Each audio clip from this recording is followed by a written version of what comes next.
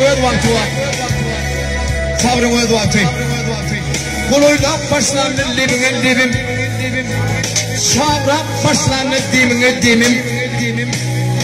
Ne adilen içerdin? Hani gidelim? Suyu bulaşmaz mı gidip ad vakti? Konuşmanı vardım ama Mevla'ga saçlarım tıypap. Livgadığın vakti onun bir kasa, yönü bir kasa biçmeye adamsa, gitgeleken bölürken değil ortak.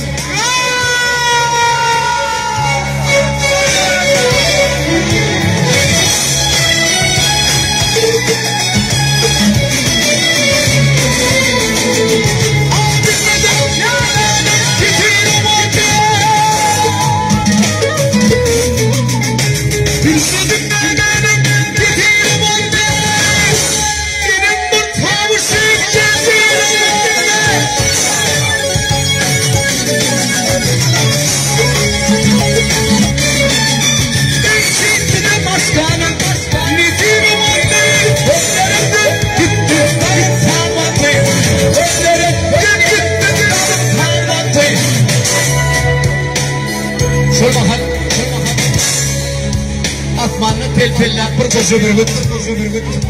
Kıyvırdı. Hey yaşlar.